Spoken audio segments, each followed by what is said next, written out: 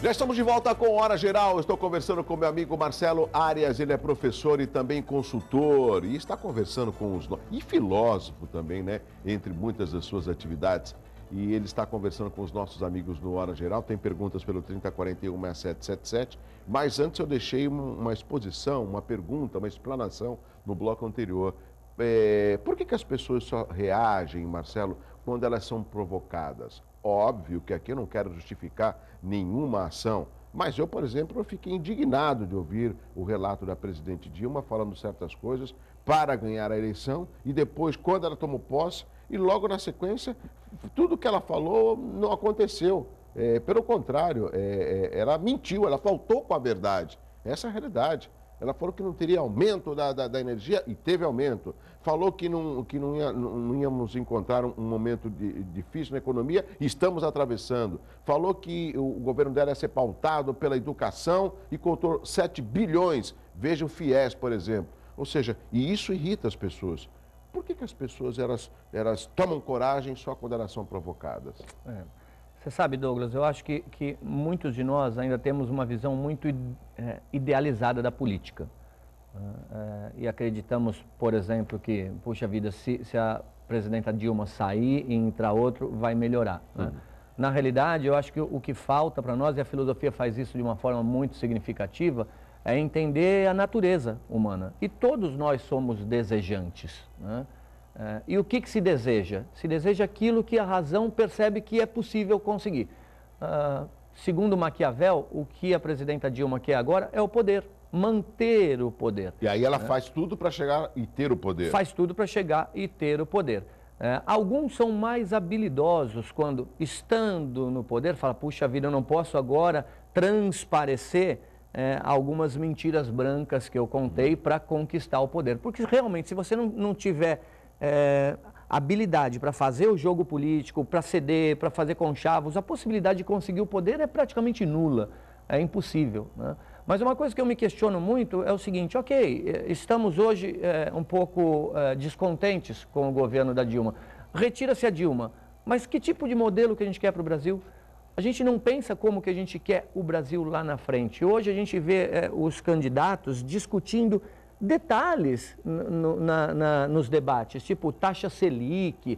Isso são detalhes, são coisas muito pequenininhas. A gente não vê dos governantes projetos para o Brasil de grandeza. De grandeza. Exatamente. Tá? Praticamente todos falam a mesma coisa, né? Porque estão tão perdidos quanto nós. Agora, Marcelo, você falou algo importante e é a razão até de muitas conversas que eu tenho com alguns amigos. Tá, faz o impeachment. E quem que vai ficar no lugar dela?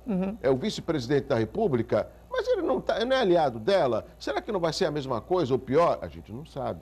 E ao não saber, será que a gente também corre o risco sempre do medo? Tipo, não vou arriscar. Então, deixa como está para ver o que vai ficar. E é o que você falou da síndrome do Zeca Pagodinho. Deixa a vida me levar, vamos ver o que vai dar. Esse conformismo também não faz com que a pessoa deixe de ser criativa e tome força e coragem para avançar e conquistar e ser uma pessoa audaciosa, por exemplo? Não falta ímpeto para as pessoas em pleno século XXI?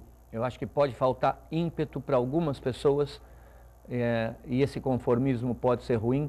O conformismo já pode ser bom para outras pessoas, porque como filósofo, eu tenho a necessidade né, de analisar cada ser como sendo um universo específico, um universo único, né?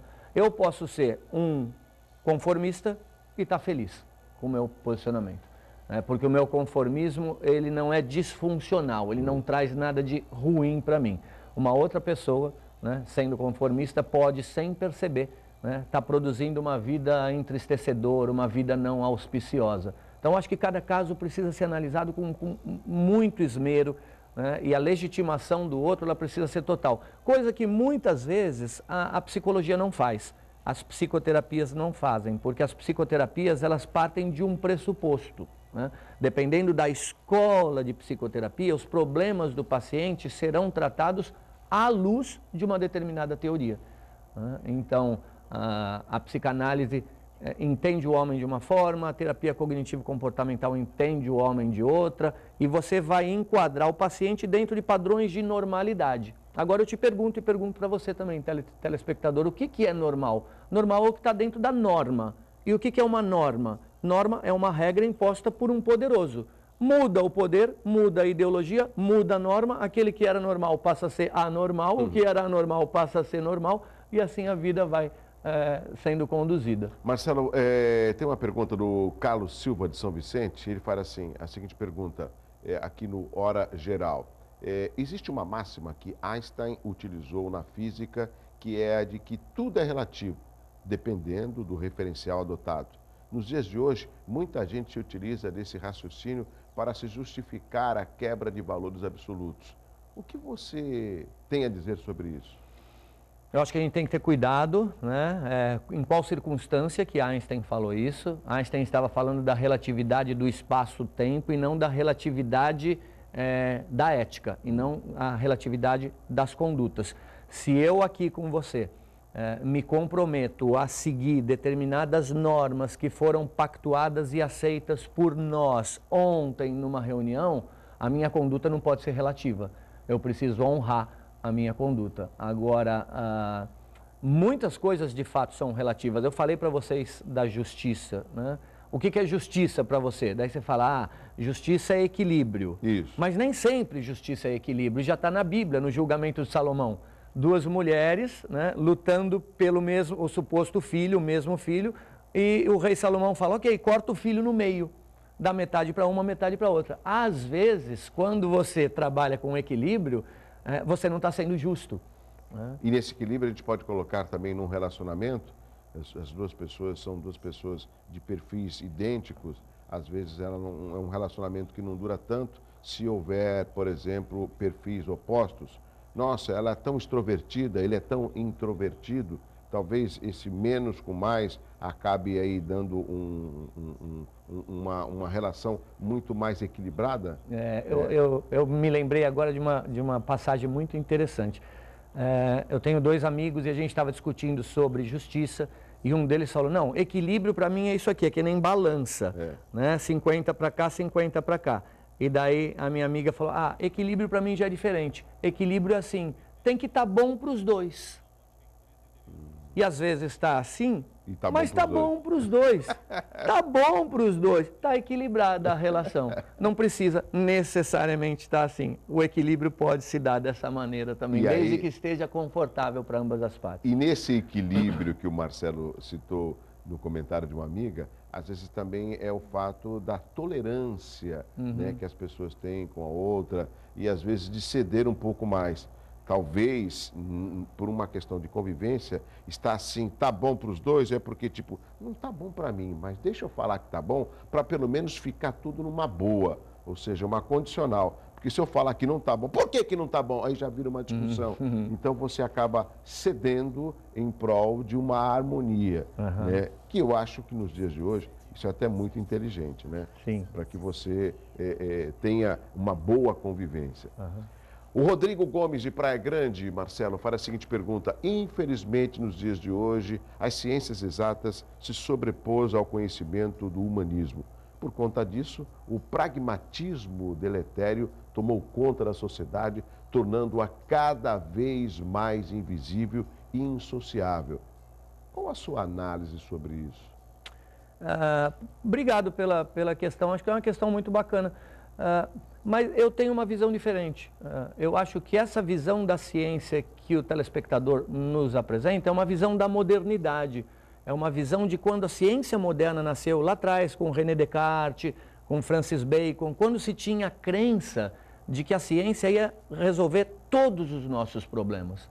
E hoje em dia, os próprios cientistas, eles já não têm mais essa crença.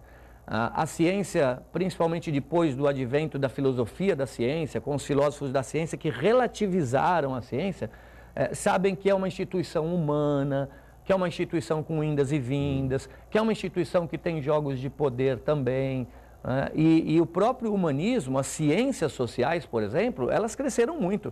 Hoje, ninguém, por exemplo, que estuda neurociências deixa esse humanismo de lado, né? Nós somos seres públicos e ao mesmo tempo privados. Eu tenho tendências genéticas, sim, e a ciência consegue comprovar isso, mas os genes que eu tenho, eles necessitam do entorno para se manifestar. Gene não é tendência, né? Gene não é sentença, gene é tendência. Então, eu não acredito muito que a ciência ainda tenha essa força de se sobrepor às ciências humanas. Eu acho que os cientistas já deixaram de lado aquela imagem de que a ciência vai resolver todos os nossos problemas. Em hipótese alguma, não resolveu, né? Religião é importante, espiritualidade é importante. Autoconfiança. Autoconfiança, e tudo isso extrapola o âmbito da ciência. Mas também a gente não pode desprezar a ciência, porque se não fosse a ciência não estaríamos aqui. Olha que coisa bacana que a ciência faz por nós, né?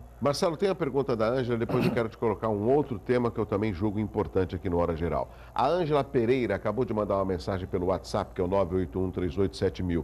Nos dias de hoje, em meio a tantos escândalos, a sociedade parece se escandalizar cada vez menos e aceitar aquela máxima de Maquiavel de que os fins justificam os meios. Na sua opinião, como se pode reverter esse quadro? A gente já falou mais ou menos no início desse segundo bloco, do conformismo das pessoas, né? Como reverter esse estado de aceitação das coisas? Eu acho que você, Douglas, faz um bom trabalho aqui. Se a gente for fazer uma análise dos programas televisivos, programas assim são raros, né? A gente vê uma série de programas que na realidade são cosméticos, né? E que não passa uma mensagem, não tem um conteúdo. Exatamente. Não problematiza, exatamente isso, problematização. A maioria dos programas são programas muito cosméticos, são programas que na realidade vão nos anestesiando, né? Vão produzindo alegrias, mas alegrias muito fugazes, alegrias, o velho pão e circo, né? E eu acredito mesmo como educador que a única forma da gente escapar disso é através da educação, mas não de uma educação que fala como tem que ser, de uma educação que questiona, caramba, como queremos viver, de que forma queremos viver. Eu acho que é isso que a gente está fazendo aqui. Marcelo, você falou corretamente, é assim que eu também penso. E agora você me provocou um pouco sobre um assunto e eu vou ser ético em não citar a emissora, mas o telespectador vai entender. E nós, como estamos em casa, você também tem o controle remoto. Tem uma emissora nacional que eu observo que nas novas contratações o formato é o mesmo, de mostrar a vida de artistas que estão vivendo hoje e que fizeram sucesso no passado. E eu tenho observado, que eu sou muito observador, que parece que acabou essa série de histórias. E agora eles estão fazendo pegadinhas com os apresentadores atuais para ver a reação deles. E eu fico imaginando, que conteúdo o telespectador vai ter disso? Será que o telespectador gosta só de saber como que é a intimidade de um empresário como o Silvio Santos? De um empresário como o Marcelo Arias? Será que o telespectador quer saber que tipo de roupa, que tipo de comida o Douglas Gonçalves usa? Se o sapato dele é só preto, ele não gosta de sapato marrom?